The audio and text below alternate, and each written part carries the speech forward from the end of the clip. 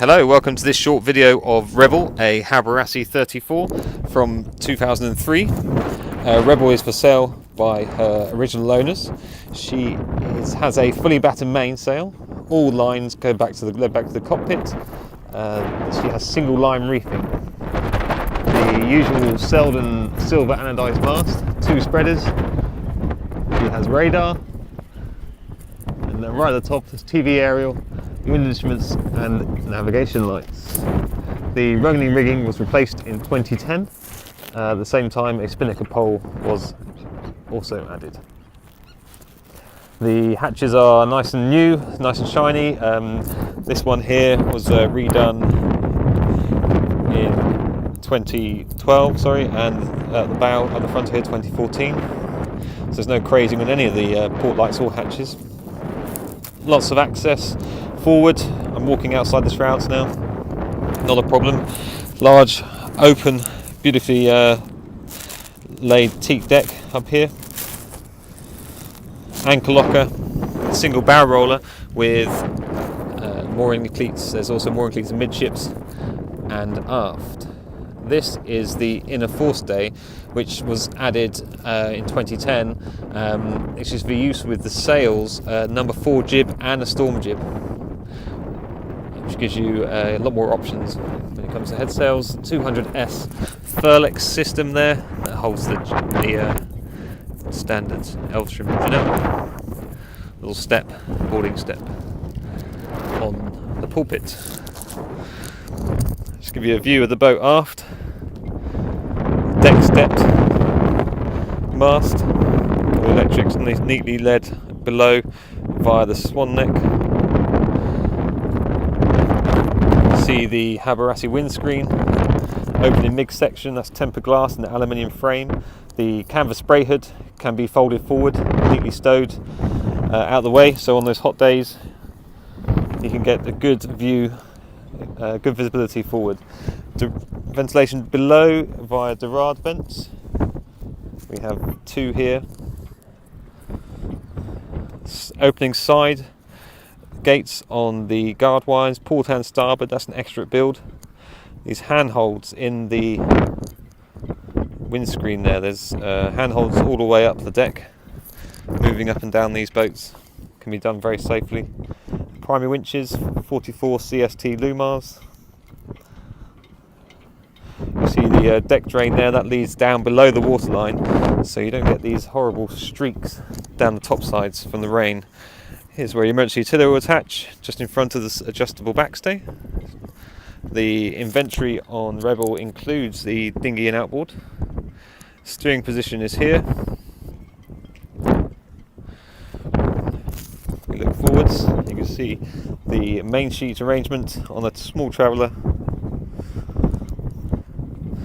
Easily be reached by the helmsperson. She has a Raymarine Autopilot, which is the ram is directly attached to the quadrant, so keeps it nice and tidy up here. This is a view forward. As you can see, the glass makes for a very clear visibility. You've got wind instruments up there and a tridata, depth and speed. She also has a large cockpit locker and cockpit speakers. And here we are down below on Rebel. This is the companionway. She's finished in mahogany, which is in very good condition for her age. We've got these lovely wide flat steps which allow for safe access from up on decks to down below area. Saloon has handhelds throughout along the ceiling, adds to that safety factor. On the starboard side is a forward facing chart table.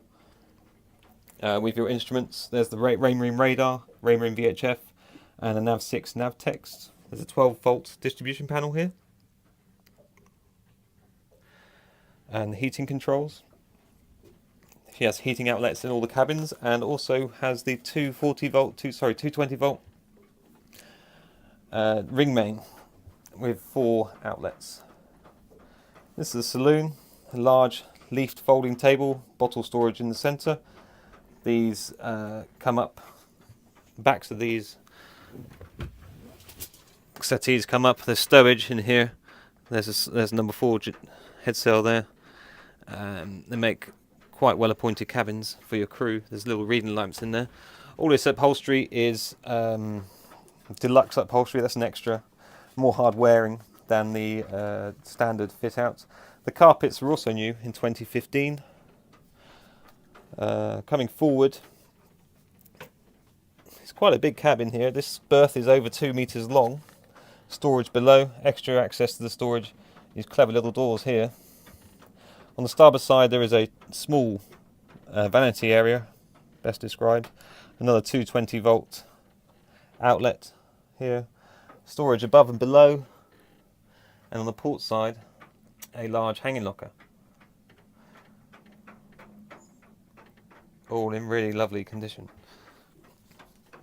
Back in the saloon, this nice little touch that they added, the owners have added, is a lit picture frame. Very smartly done. There's more stowage here. Again, the back of that settee comes up for a crew berth. There's your galley on the port side. We'll have a close look at that in a moment. Let's come back to the heads compartment. So this has 2 opening hatches for ventilation, sea toilet, heater outlet, so you can hang up your oilies in here and they will dry.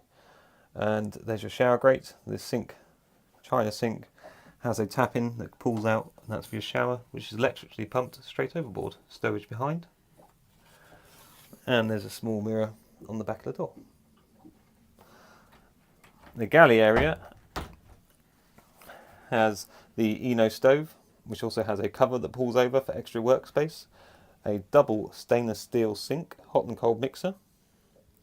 There's a water pump for water there as well. A large 12 volt fridge freezer. Storage behind. Lighting, you just see the lighting there. More drawers.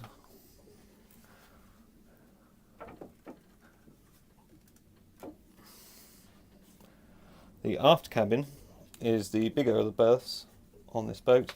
It's 2.13 meters long and it is quite wide. The owners had an extra port light put in. That was done to allow more light into this cabin. As you can see, it's quite a bright, airy space really. There's ventilation up there, stowage, these mahogany slats keep it away from any condensation. Large hanging locker here. There's also a 12 volt TV for use with the TV aerial on Rebel. Let's give you one more overview of the cabin here. You can see the handholds, really chunky all the way up, curtains and all the hatches. It's got a lovely cosy feel to it down here. She's in excellent condition. Underneath the steps on the companionway we have the engine access to Rebel's engine, MD2030 with about 1300 hours on her.